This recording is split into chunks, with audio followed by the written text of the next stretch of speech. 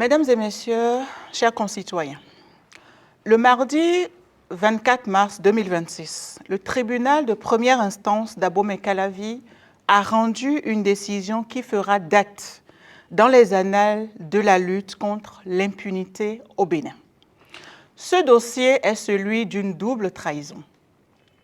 Le sieur Winator Marcel Romuald Benjamin, ancien directeur adjoint de l'école doctorale des sciences agronomiques de l'université d'Abomey-Calavi et représentant d'une ONG humanitaire au Bénin, a été reconnu coupable de viol sur mineur et condamné à 10 ans de réclusion criminelle, 500 000 francs d'amende ferme et au paiement de 5 millions de francs CFA de dommages et intérêts au profit de la victime. La victime est une jeune orpheline de 17 ans, bénéficiaire des services de l'ONG pour laquelle le sieur Winator est en mission humanitaire. Selon ses déclarations, ce dernier, sous prétexte de lui remettre des fonds pour ses besoins, a usé de son autorité pour attirer la jeune fille à son domicile, l'enfermer et commettre l'irréparable, profitant ainsi de sa vulnérabilité. Dès la saisine de l'Institut national de la femme, par message de WhatsApp en septembre 2025, nos services se sont mobilisés avec une célérité sans faille.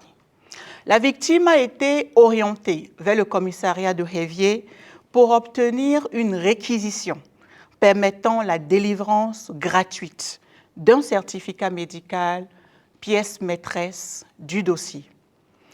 L'Institut national de la femme a multiplié les diligences pour s'assurer de la prise en charge effective de la victime, a offert à la jeune fille un espace d'écoute et de soutien pour affronter le traumatisme et les méandres de la procédure, a déposé une plainte formelle auprès du procureur spécial de la Criette avant que le dossier ne soit renvoyé vers le tribunal de première instance d'Abomey-Calavi.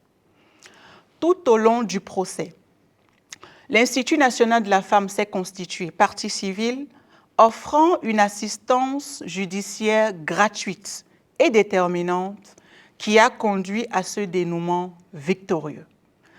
L'autorité n'est pas un droit de cuissage. La justice a parlé et sa voix a le poids de la vérité retrouvée. L'Institut national de la femme tient à saluer l'exemplarité de la décision rendue et remercie les autorités judiciaires pour leur diligence et leur rigueur. S'il convient de préciser que les voies de recours restent ouvertes, l'Institut national de la femme maintient toute sa confiance en la justice béninoise pour que la fermeté nécessaire demeure de mise dans ce dossier. Il est d'ailleurs important de souligner qu'à ce jour, de nouvelles victimes du même prévenu continuent de se manifester pour dénoncer des faits similaires. Au demeurant, nos universités et nos écoles, tout particulièrement, doivent être des sanctuaires de l'excellence et non des terrains de prédation. L'Institut national de la femme réaffirme sa position. La fin de l'impunité a sonné. Nous ne reculerons devant aucun titre, aucun grade, ni aucune influence.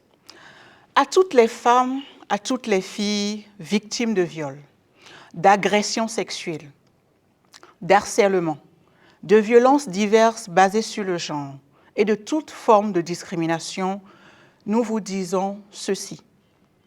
Ne portez plus seul le poids de la honte qui doit changer de camp.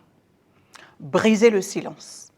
À l'Institut national de la femme, vous trouverez le soin, l'abri et la force du droit.